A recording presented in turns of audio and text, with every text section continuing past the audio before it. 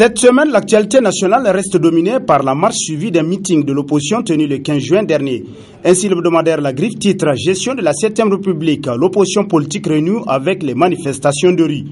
Après plusieurs mois d'immobilisme ponctueux de quelques déclarations vite oubliées même par ses propres militants, l'opposition politique réunie au sein de l'ARDR a finalement décidé de descendre dans la rue pour dire tout le mal qu'elle pense de la gestion du pouvoir par le régime du président Issoufou Mahamadou, selon le journal qui poursuit que sur la distance d'à peu près 1 kilomètre qui sépare les deux places, les militants de l'opposition ont scandé des slogans hostiles au pouvoir du président Issoufou Mahamadou. Dans le même chapitre, le bimensuel L'éveil plus titre à sa une, l'opposition a fait trembler le Gouri système. Selon le journal, jamais de mémoire des Nigériens on a assisté à une si grande mobilisation. Le MNSD Nassara, le CDS Rahama, le Modem Lumana et leurs alliés ont fait trembler les tenants du pouvoir stalinien de Issoufou Mahamadou. La marche fut à la fois grandiose et pacifique. Ce fut une réussite mémorable pour l'opposition politique nigérienne, constate l'EV+, pour qui ses militants et sympathisants ainsi que tous les démocrates sincères sont sortis massivement pour protester contre les dérives antidémocratiques du Gouri système. Légaliste et respectueuse des lois de la République, l'opposition politique ARDR a de tout temps évité de violer les lois et règlements du pays. C'est pourquoi elle a attendu patiemment le bon moment pour se faire entendre, souligne l'EV+. Sur un tout autre plan, le quotidien privé L'Enquêteur, dans sa parution du lundi 16 juin, titre dans ses colonnes des remous au centre antiterroriste. Selon le journal, les 6 militants de Modem Falumana Africa, soupçonnés d'avoir porté atteinte à la sûreté de l'État, avaient été détenus dans un premier temps à la police judiciaire avant d'être transférés au centre antiterroriste dirigé par le commissaire Doula. Ce dernier a, semble-t-il, fait un traitement du dossier qui n'a pas eu l'air de plaire aux tenants du pouvoir. Selon ce qui s'est dit, poursuit le quotidien, le commissaire s'en tenait rigoureusement au texte, n'admettant aucune fioriture. Mal lui en pris, sans tergiverser, le pouvoir le fit sauter de son poste. Apparemment, par les temps qui courent, il vaut mieux ne pas contrarier de quelque façon que ce soit les hommes au gouvernement, nous apprend l'enquêteur. Gouvernance politique, Mahamadou Issoufou sur les traces de Laurent Gbagbo a constitué l'un des titres de l'hebdomadaire Le Courrier. Selon le journal, durant tout ce règne, Gbagbo a manipulé certaines organisations syndicales et caporalisé les institutions en se focalisant sur un faux discours nationaliste et anticolonialiste. C'est que nous vivons au Niger avec le Gouri système, d'après Le Courrier, qui poursuit avec ses variantes locales qui ont pour nom discours mensonger, corruption généralisée, injustice criarde, gestion calamiteuse des biens publics, calomnie, délation, caporalisation des organisations associatives et des institutions de la République. Il est fort possible que nous avons fort à craindre que les élections de 2016 ne soient comme celles de Côte d'Ivoire en 2010, avec un passage en force du candidat président. Le schéma est déjà dessiné, conclut Le Courrier. Cette semaine, l'hebdomadaire L'Actualité, dans son éditorial, s'interroge dans quel camp politique se trouve réellement la paranoïa. La politique est l'art de bien gérer les affaires de l'État, nous apprend l'éditorialiste qui poursuit que dans notre pays, depuis la tenue de la conférence nationale, un vice pas de moindre a cheminé avec la pratique de la politique. Ce vice est le mensonge que l'ensemble de la classe politique utilise aux dépens du peuple. Le peuple souverain qui est sollicité lors des élections est ensuite royalement oublié par les dirigeants élus. Et dans la gestion du pouvoir, plutôt que de dire à la population ce qui va et ce qui ne va pas, ou ce qui est possible de ce qui ne l'est pas, l'affabulation est mise en avant, au point où on se demande dans la confrontation entre les tenants du pouvoir et l'opposition politique qui a réellement raison ou tort. Et maintenant, selon l'actualité, dans la confusion de la politique paranoïaque, il faut coûte que coûte trouver un bouc émissaire. Et cette personne paranoïaque devait être, comme le disait le ministre Bazoum Mohamed, Hamamadou, tout seul. Drôle de façon de trouver en la personne de Hamamadou l'unique responsable de la folie politique qui s'est emparée du pays pendant les 3 ans de gestion des socialistes à la nigérienne, constate l'éditorialiste de l'hebdomadaire L'Actualité. Le ministre Assissé, un chasseur de commission, s'interroge cette semaine l'hebdomadaire Le Monde d'aujourd'hui, pour qui, selon des sources dignes de foi, M. Cissé aurait claqué la porte lors des conseils de cabinet parce qu'il aurait été empêché de représenter le Niger à la signature d'une convention dont les émoluments sont exceptionnellement astronomiques.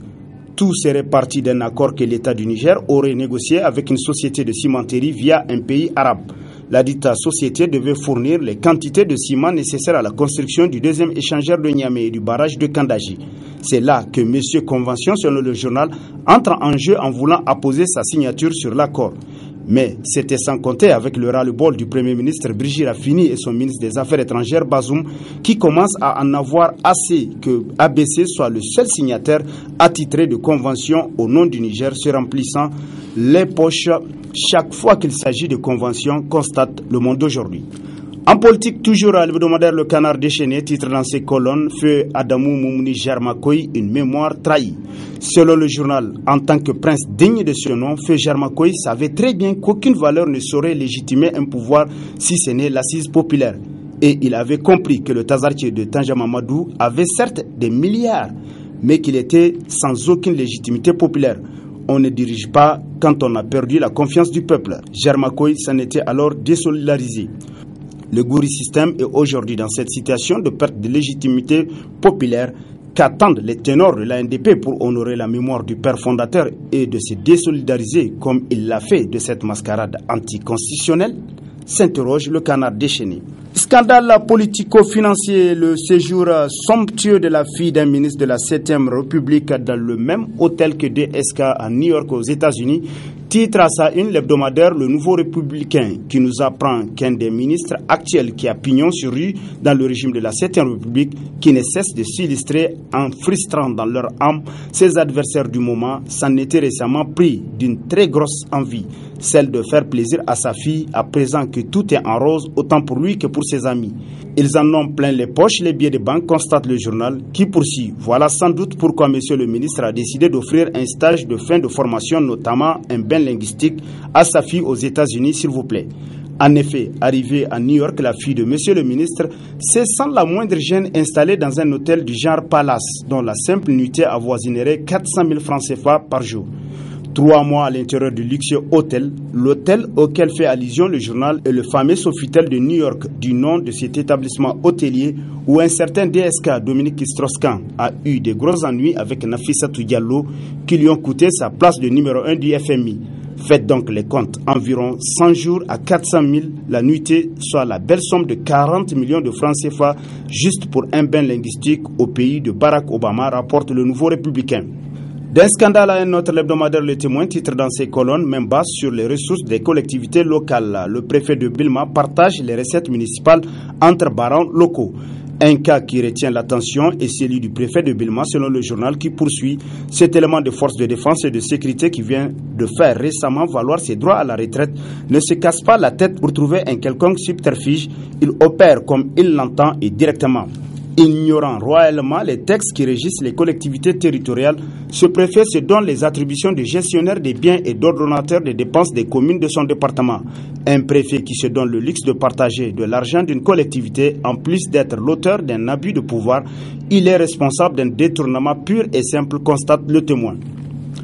L'hebdomadaire satirique Le Hérisson, quant à lui, titre dans ses colonnes « L'hospitalité légendaire des Nigériens, un parterre de ministres pour un truc turc ». Ainsi, le journal nous apprend que l'événement qui s'est déroulé à Niamey a été diffusé sur les écrans de télévision. À l'ouverture d'un restaurant turc, il y avait de nombreux invités, un parterre de ministres et de députés nationaux. Tout cela pour un truc turc, alors qu'un simple conseiller de la ministre du Tourisme pouvait suffire pour une représentation officielle. Le journal constate que visiblement les Turcs ont une bonne aura au Niger pour avoir réussi à mobiliser tout ce beau monde pour leur bouffe. Les arômes turcs ont-ils été pour quelque chose dans cette mobilisation officielle? S'interroge Le Hérisson.